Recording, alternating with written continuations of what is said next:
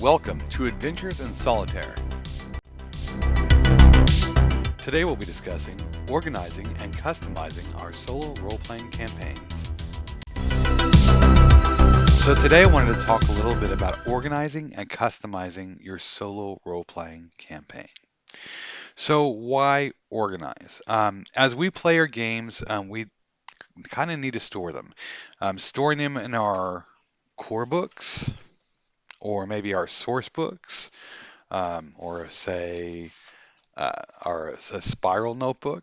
Um, these things may work for a time, but as time goes on, this becomes not only manageable for space, but it's also kind of messy as well. So, what do I hope to achieve here? Well, as I go through some of these options here, I'm sure that some of us have already used some of these solutions. Some of us may be aware of them, but just have not yet put some of these solutions into action. So my hope is that after watching this, that it may spur you into action, if you haven't already been spurred into action, to see what can be done and how much easier it can make our solo role-playing experience. Solo role-playing itself can sometimes be cumbersome enough as it is, and if I can help to find ways that make that process easier for someone, even if many of us may be using these solutions already, then I'll be happy. I also hope to have a little bit of fun today as well, so I plan on being just a little bit silly. I guess we'll get to see just how badly I can embarrass myself now and into the future when I look back or anyone else looks back. So, um, some beginning options. Some of us, like myself, we may start out with some cheap and simple options, such as, say, paper binders. We may even upgrade to maybe, say, like braided plastic binders. But even this is only going to suffice for a time. We're going to likely need more. This doesn't really hold that much. And maybe we might even go to a situation where we use several binders for the same game for different things, characters, the story, or other information that we might need. Maybe just paperwork that we can pull out for blank sheets, whatever. I think most of us probably have ended up, or sorry, end up or already have ended up utilizing something that's a little bit more sturdy. So maybe we might end up getting a sturdy spiral binder. From there, we may have added dividers. We may have added paper holders. We may take it up a notch and start using, say, plastic sleeves.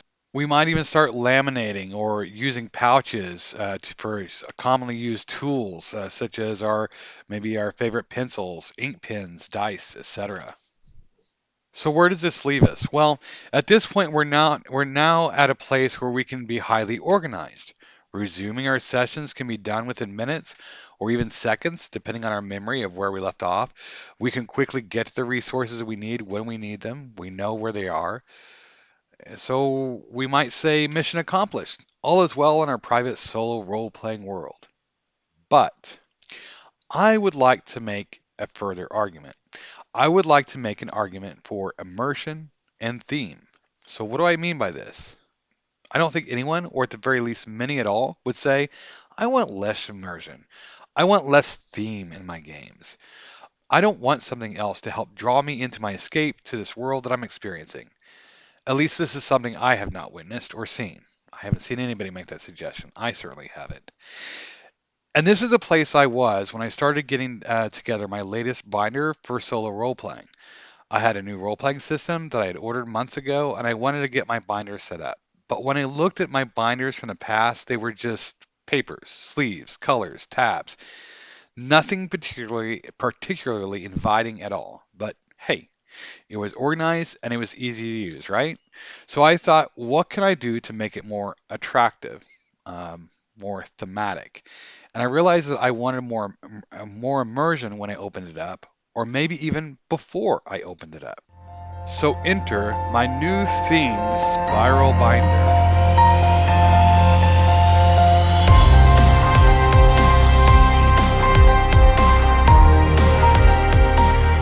Okay, so maybe over the top. But at this point, I've already jumped off the nerd bridge. I already did that a long time ago. By golly, I might as well jump into the deep end. Before I open this up, I would like anyone seeing this to understand a few things. First, this can be done in a huge variety of ways. It is not theme specific. Your imagination is your playground for the creativity that goes into your binder. Second, this is definitely a new level of geek or nerddom. And you know what? I don't care. If it helps me enjoy my sessions, then so be it. It has accomplished its tasks. And you know what else? It's solo role playing. That means that I'm the only one looking at it. I'm the only one I need to satisfy or impress here. So I say get creative and make it your own. Okay, enough said. So here's what I have done and my thoughts. When I'm done, I'll shoot some ideas on what can be done for something more fantasy specific. But this should work in one way or another, regardless of your theme. So when I first looked at getting a binder, one of the first things that I wanted to do was I wanted to find a binder that could show off like the setting immediately that I was wanting to immerse myself in. So I got a binder that had a slip-in um, cover there, and also for the reverse side. Um, the next thing that I wanted to do was kind of have things that were theme specific throughout the book and not just like stuff about skills or not just stuff about say the wages or stuff about say like game mechanics. I wanted a bit more. So when I looked at this role playing system here, the book that the maker Paul Elliott had made there, he had a it was thick with theme, and one of the things that he did was try to make it feel like it was a corporate handbook of sorts. And I wanted to continue that. I thought it was a great idea, so I definitely borrowed from him there. And so as soon as you open it, it's the Leyland Okuda Hostile Handbook to Working Off World for Leyland Okuda, forward thinking, innovative, and relentless. And then I have iconography as well for the handbook. Why not? But as soon as you get into turning into your workbook that you're supposed to be using for your work, we get advertisement for tourist shipping. And then, of course, we get into the skills section.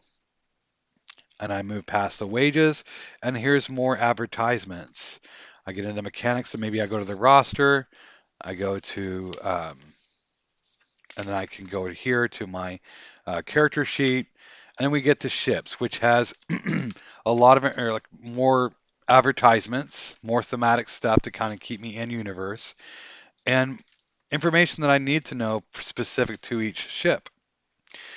I can quickly jump to ship combat if I want. I can quickly jump to my ship record sheets, and then I move on to the next section, in which case I have more advertisements. And then I'm greeted to my star charts, which is also labeled. And I continue to flip through these charts as I need them.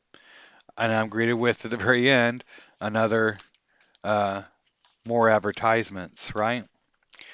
And then I've got my planetary info and things that I need to know. I actually need to tab this out a little bit better, but um, it works for the moment.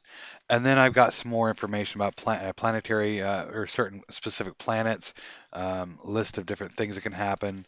And here's like a planetary satellite view here. And then we have dirt side, planet side. Planet map and local map. And then back here at the ready is other information that I'm going to need, and I can add more of these dividers and as I need them. But more information I'll need for my campaign, and I end it with a laminated Leyland Akuta business card at the tail end, and of course we have a place for more more information there.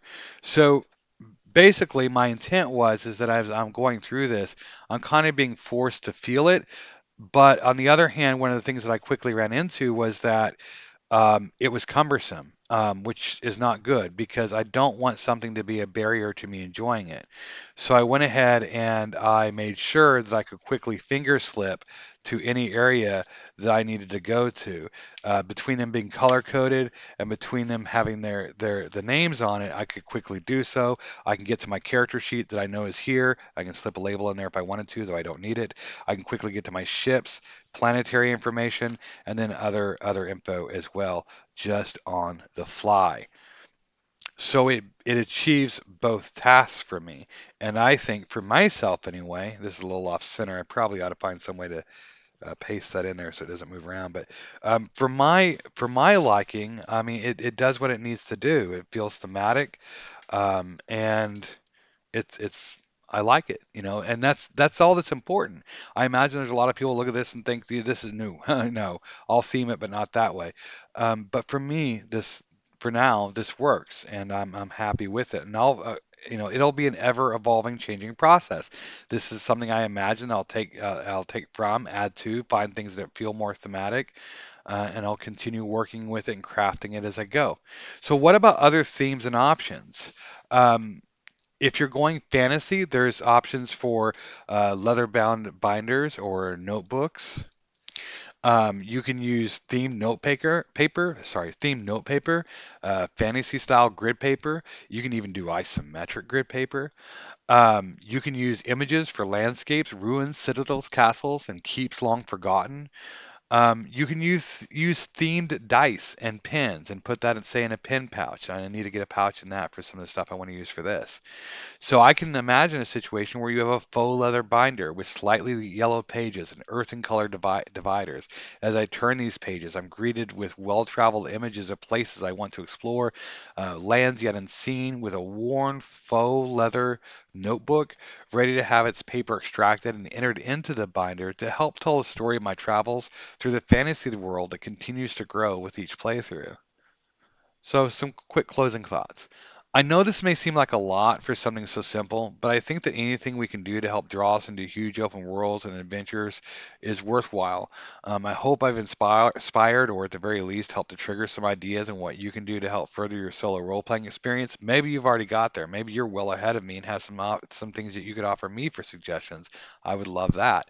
But thank you very much, as always, for listening. I look forward to seeing everybody again. Thank you. Goodbye.